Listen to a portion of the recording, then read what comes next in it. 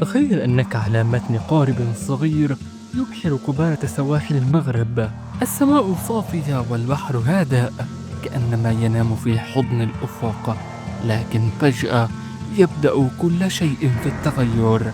الرياح تعصف من العدم، والضباب يحيط بالمركب كأنه جدار لا نهاية له، والبوصلة تدور بجنون وكأنها فقدت عقلها. ثم يختفي القارب تماما، لا أثر له، لا حطام، لا ناجين، ولا إشارات استغاثة. فقط البحر، وكأنه ابتلعهم بلا عودة.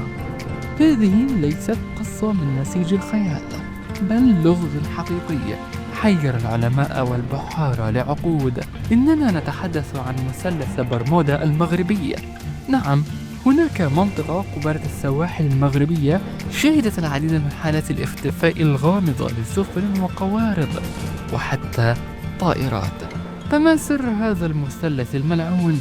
هل هو مجرد تصادف بحري، أم هناك قوة خفية تتحكم فيه؟ عزيزي المشاهد، قبل أن نبدأ ادعمنا بلايك واشتراك لنستمر في النشر فيما هو قادم. القصة تعود إلى عقود طويلة. في عام 1947 أبحرت سفينة فرنسية تدعى لا ميدوزا من ميناء الدار البيضاء، وكان من المقرر أن تصل إلى السنغال، لكن السفينة لم تصل قط. لا رسائل استغاثة ولا أي أثر، كأن البحر ابتلعها بالكامل. الغريب أن السفن التي حاولت البحث عنها تعرضت لمشاكل غريبة.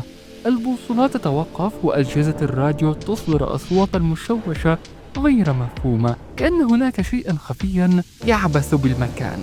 ليس هذا فقط، ففي عام 1999 اختفت طائرة صغيرة كانت تقل 5 ركاب أثناء تحليقها فوق هذه المنطقة، ولم يعثر على أي حطام لها، لا في البحر ولا في البر ولا حتى في السماء. هل هذا مجرد سوء حظ، أم أن هناك شيئا آخر، شيئا لم نفهمه بعد؟ الباحثون قدموا عدة تفسيرات لهذه الظواهر الغامضة. بعضهم يقول إن التيارات البحرية القوية في هذه المنطقة قد تسبب في سحب السفن إلى أعماق البحر بسرعة كبيرة، مما يجعل العثور عليها شبه مستحيل. آخرون يعتقدون أن هناك حقولا مغناطيسية غير طبيعية تؤثر على الأجهزة الإلكترونية، مما يجعل الطائرات والسفن تفقد السيطرة تماما. لكن الأكثر إثارة للجدل هي النظرية التي تقول إن هذه المنطقة قد تكون بوابة زمنية، أي أن من يدخلها قد ينتقل إلى بعد آخر أو زمن مختلف، ولهذا لا يمكن العثور على أي أثر لمن اختفوا هناك. فهل هي أسطورة أم حقيقة؟ لا أحد يعلم، لكن ما نعلمه هو أن البحر لا يكشف كل أسراره بسهولة، وما زال المثلث المغربي يبتلع ضحاياه في صمت. فما رأيكم؟ هل تعتقدون أن هناك تفسيرا منطقيا لهذه الظاهرة، أم أن البحر يخفي أسرارا لا يفهمها البشر بعد؟